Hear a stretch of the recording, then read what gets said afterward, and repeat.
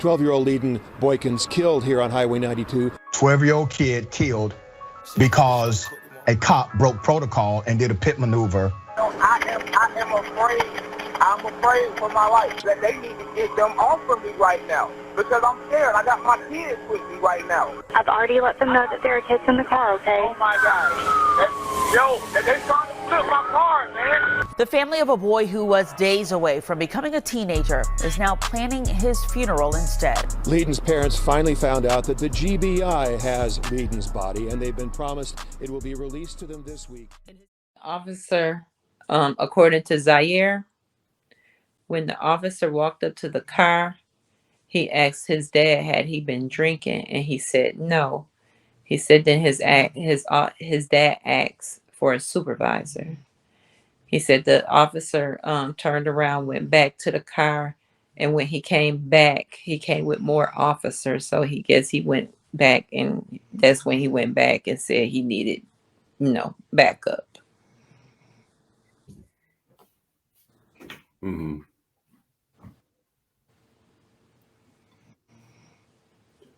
And then so the backup come and they bust the windows out.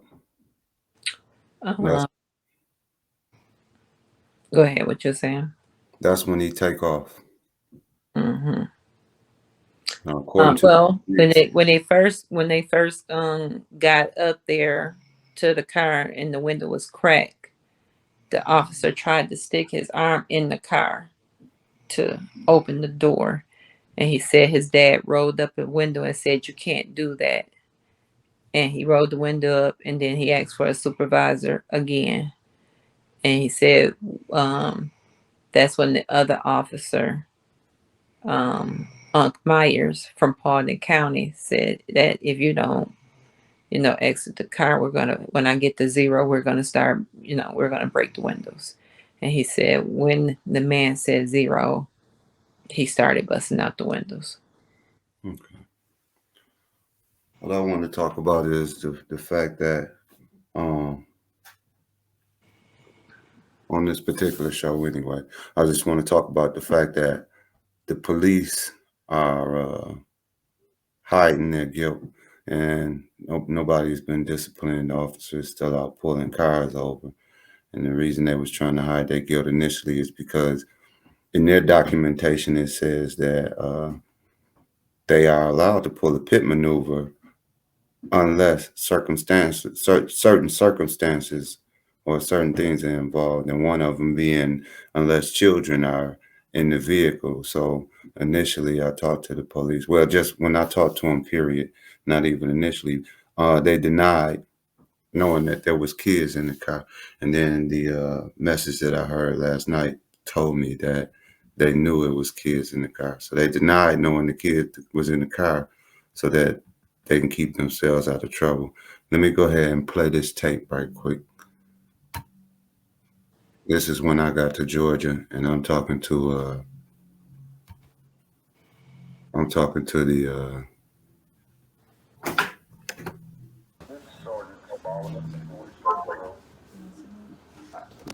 Georgia. You had a minute to speak about the crash. Yes, I do. Yes, sir. First off, I want to let you know we're sorry for your loss, sir. We truly are. I don't know how to express all my sorrow to you. I hate that this happened, and I wish you and your family the best, and I hope the Lord's looking out for everyone in your family at this time. Whatever you need to know, I'll do my best to give you the information that I can give you in regards to this crash. I know right now I'm going through third person. I arrived on scene to work the crash. Whenever I spoke to the radio room, they informed me that Mr. Boykins Leden was his grandmother was at the hospital, and they had contacted. Okay, can I stop you right there, sir? Mm-hmm. He has one living grandmother. She's sitting here with me right now. She never visited the hospital. Yes, sir. And I'm letting you know this is what the hospital told us. I'm like I said, that was third person. we called. I told them to call to check on Leden, which we had not had any information on at the time. And the radio room called me back and said that they had the information, and they spoke with the grandmother, and all family parties had been informed. That's as much as I know, and I apologize if it never got back to you or anything like that, because I would have personally came and knocked on your door if I'd have known that. Nobody knocked on the door. Nobody called. Can I explain something to you, sir? Yes, sir. Go right ahead. Nobody contacted us. We had people calling y'all. We got wind of what happened, and we had people calling different fields of law enforcement trying to figure out where our son's body is, which I'm just now finding out is at the GBI. I talked to them, and they directed me back to Paulding County Coroner's Office, who directed me back to the GBI. So I don't know what the process is on going to get my baby's body or seeing it or something. They done performed the autopsy. Nobody's talked to the parents. Nobody contacted us about anything. Everything is just moving. I don't even know what the next step is. I don't even know what the process is. Like, I hear you got a court date coming up. Am I allowed to come to the court date? We do not have a court date set up. Mr. Moore had a first appearance yesterday for the charges that will be forthcoming on him. I've got the warrants that I'm going to be going and taking out on him here shortly. The trooper that was involved in the pursuit, he's on administrative leave during this investigation time. But as far as your son, I'm sorry for all this. We were informed something that obviously did not happen, and that's not our operating procedure. So what do I have to do to see my son, sir? So you'll have to, as far as I know, what typically happens after this, in a situation such as this, when it's a juvenile, the GBI takes possession of them just to go over, just to make sure everything's correct on them. I don't know if they performed an autopsy or not. I couldn't tell you. Sometimes they do, sometimes they don't. But as far as, sometimes they do when it's a juvenile, regardless, just to make sure everything's all good to go. I don't know how their procedures are with that. I couldn't tell you. But as far as I believe they're ready to release Leden, and they will be going back to Mrs. Eberhardt, the Paulding County Coroner, and she just coordinates with the family on which funeral home to go with, I believe. Okay, I have one more question, sir. I have yet to hear what the reason for pulling this gentleman over for. Does anybody? Am I privy to that information? Yeah. He was my trooper was stopping him for speeding. He got him speeding over on Bethel Church Road, and as he was trying to get him stopped, he was trying to evade him. No, I paused it for a minute. In the paperwork, it didn't say speeding, did it? No. What did it say? It said they pulled him over because they suspected him of driving under the influence. Well, initially, that's the thing in their report. They didn't say. We heard that he was pulled over because of what Sergeant Savalas said. But then He later just on, said speeding, yeah, but he we're gonna said come back to that. I just wanted to bring that up because I remember this.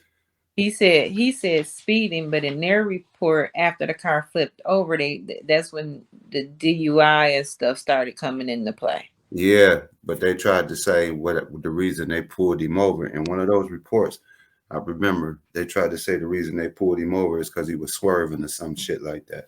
But let's get back to this right quick. I want to check this out. Okay. And he got to pulling down a bunch of roads and all that into the neighborhood, and finally got him stopped in the neighborhood. Once he got him stopped in the neighborhood, confrontation occurred, and Mr. Moore took off and in his vehicle, and the pursuit was initiated at that point, and they ended up hitting him on State Route 92 just before Indian Lake Road. Okay. Now, when the grandmother went to the hospital, and they were asked to sign papers, I'm sure, correct? I have no idea what their policy is on any of that, sir. And who would I have to contact to get that information? Kingstone Hospital. Okay. All right. Also, I don't know where the accident site was. If do you know where State Route 92 is? Yes. Off of Ridge Road. If you go south on 92 from Ridge Road, there's a road called Kilgore Path, and then the next road is Indian Lake Road, and it's going to be right in between there. Okay. And it'll be on the west side of the roadway. All right. Thank you. Yes, sir. Would you like the crash number or anything like that, sir? Yes, please. Crash number and the incident report number. Yes, sir. Hold on one moment. Give you the incident report number is going to be. Okay. I got all that. And just before I get off, I just really want to understand this. This gentleman got pulled over, and when they tried to detain him, he jumped in his car and pulled off like that on y'all? No, sir. He became confrontational and rolled up his window and would not provide his license. They started to bust out the window and open up the door to get him pulled out. And they didn't realize it was kids in the car? No, sir. He saw the passenger, the back window was covered up by a flag where Leden was sitting, and then The passenger was also a child. There was two children in the car. Yes, sir. And you were trying to bust the windows out, and they didn't see the kids. He saw the kid in the front seat, but not Okay. in the back. Okay. All right. And is it normal to perform a PIP operation with a kid in the car? Because that's like if somebody was doing something deadly towards the police. If y'all face deadly action, I understand y'all performing the PIP operation, the PIP maneuver. Is it normal to do that procedure with children in the car?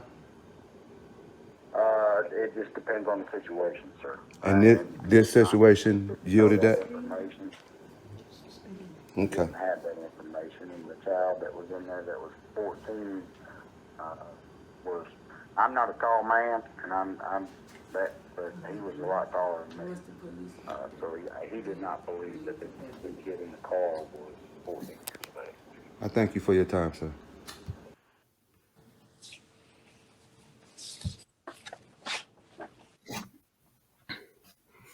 Now, this man said they didn't know it was kids in the car. Wait a minute before you say that. He said it became confrontational. Not just that. Hold up. Let me make this point. First of all, this man wasn't in the act of committing a crime. So he wasn't coming from a shootout. He didn't rob nobody. He didn't steal nothing. Nobody called the police on him or anything. Now, I heard Sergeant Sabala say that he was chasing him through the back streets. But what he didn't say was that the officer didn't have his lights on. He just followed the man every time he turned. The officer never even turned his light on. The man just pulled over. See, they hiding a lot of the truth to make themselves seem innocent. But once they broke the windows out, that man pulled off. Now, you notice in that Officer Sabalas never said that this gentleman ran over the state trooper's foot. Sergeant Sabalas, he never said anything about running nobody's foot over. But then that's a part of their report. I just wanted to say that right quick. I want to play I want to play the police dispatch.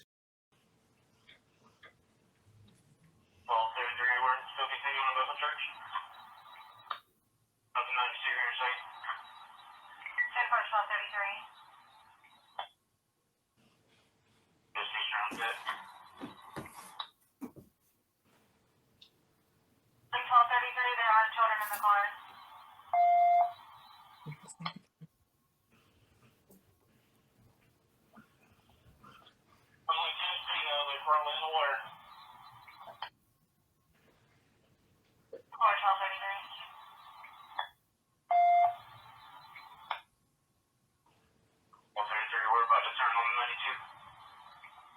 Car 1233. About 92. Yes, these primary, 947 secondary line. Force 4 bomb, good, but as I go to Chase. Oh, units, what's your speed right now? Oh, 60. Go ahead and pass me. I'm having some car issues. 947, go ahead and keep calling it. I'm not sure if I'll be able to catch back up to y'all. I've heard you call. We're doing 90 miles an hour. So get kids in the car. If I can get up here, I'll pass them and we'll try and talk to me, guys. Well, I'm coming behind you. I'll slow the trailer. I just wanted to hear him say it, that there was kids in the car. That's the 911 operator. That's him.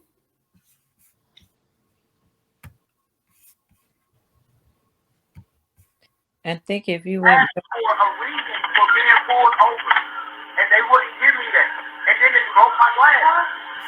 Y'all gotta help me out, man. Now this the 911 call. Y'all gotta help me. Y'all gotta help me. I didn't do nothing wrong. Okay.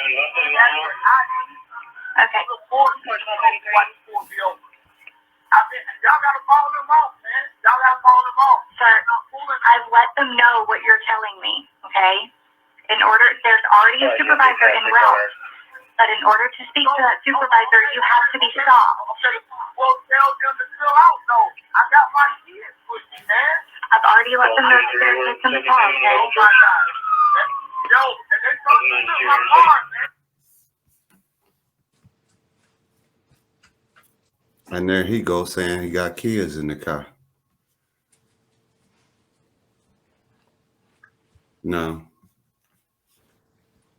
The crazy thing is they doing a lot to prove that there was no, they didn't know that the kids was in the car. Why would you think they want to prove that?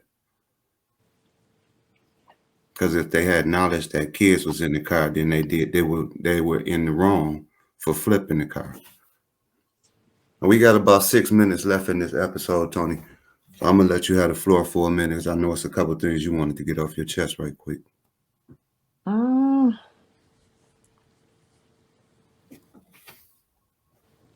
well, I'm looking at their policies, and it's several different things that they supposed to take in consideration when they're doing this pit maneuver. So conditions of the road, which includes the width of the road. It also says roadside obstructions like trees and ditches and buildings, which there are trees, buildings, houses on this particular road that they were on. They said they take in consideration the time of the day. This was at night. We live out here, and there's very few street lights out here, so it was very dark, and at that time of the night there's not a whole lot of traffic going on these roads. So they said visibility is taken into consideration before they're doing the pit. Darkness is considered before you do a pit.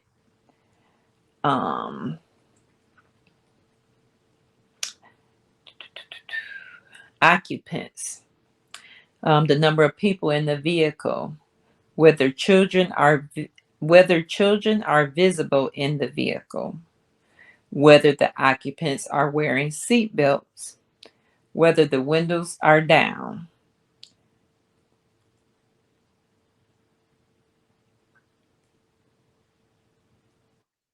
All of those that I just named are things that they supposed to take in consideration before they use the most deadliest thing to stop the car, which is the pit maneuver.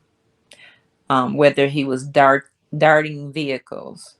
never once mentioned anything about any other vehicles on this road, because more than likely it was not nobody out here on this road. The streets that they were calling out when they were following him, because from his perspective, he knew it was a car following him, so he intentionally turned down streets to see if that car behind him was going to make those same turns. So they were turning in neighborhoods. Highway 92 is not an expressway. That's just the name of the road. It may be a Georgia type thing that they name some of these streets highways, and they're not necessarily a highway, because the road that they were on, it's two lanes going one way, the other one going the other way, and there's houses, there's lights, there's gas stations, there's stores, all on this highway 92, of where they did the pit maneuver. So the things that in their policy says that they should take in consideration, they took none of the things in their policy. They took none of that in consideration before they did that pit maneuver. Right. Right. They you know, in my opinion, they knew they was gonna hurt somebody. They knew it was kids in the car. You know, they're trying to put it all on Mr. Moore. Mr. Moore made some bad decisions, but Mr. Moore didn't do nothing that deserved to be killed for. A speeding ticket ain't nothing that deserved to be killed for. See, they say he ran, but never once did they let y'all know he pulled over and actually asked for a supervisor. They start busting the windows out before he ran. See, they don't tell y'all the whole story in detail. And we on our next little episode, on our next cast or broadcast, should I say, we're gonna break the story down in detail, because I know you got some notes and I got some notes, so we're gonna give them the details on it. But I just wanted them to hear why we feel like the police is hiding this story, and you know, they're not taking no responsibility at all. You know what I mean? And the And for reason we're doing this following podcast, him, if you felt that he was speeding, and if you felt that he was speeding when you got behind him, then you wish they should have turned on their lights right then. right? This man went down several streets and they followed him until he pulled over, Right. because he noticed it was a car following. He didn't know it was a police officer at that time, because like I said, it's dark at night. Right.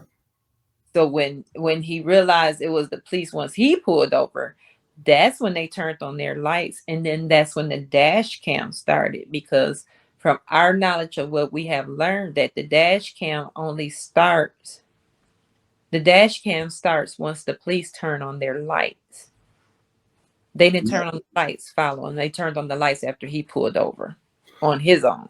And like I said, we're gonna give y'all full details, you know, full transparency in the up and coming shows. Y'all just keep watching and stay tuned. I just wanted y'all to pay attention to the fact that, like, no major news networks ever carried the story of a 12-year-old boy getting killed by the police. Unless we called them first. Yeah, unless it still wasn't a major. That was just local news, you know, the Georgia news. You know, they don't know about this in other states and things like this. And that it's actually getting swept up under the rug. So I guess they're making it our job to make some noise about it, since it's our son. We can't just sit on our hands. So we're gonna be doing this podcast, you know, a couple of times a week, just to keep y'all informed on.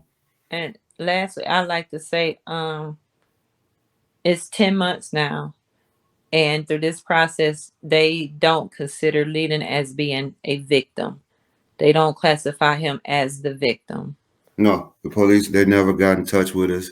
The coroner lied to us. You know, the hospital spun us, and, you know, we to this day, we don't know who identified our son's body. It's a lot of stuff to the story that we're going to be putting y'all, when we give y'all the details, y'all going to see that. And I say this to say that a lot of times when we do speak to the news, the police go speak to the news and put their spin on it. And a lot of people is looking at it like, who you gonna believe, some black people or the police? And that's just my true feelings about it. And to be honest with y'all, I just showed y'all the police lied to us when they said, when Corporal Sabala said they didn't know it was kids in that car.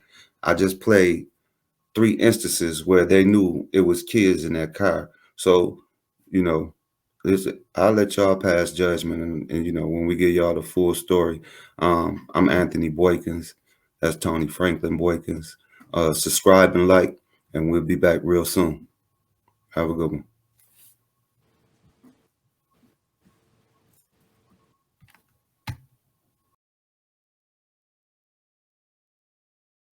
The family of a boy who was days away from becoming a teenager is now planning his funeral instead.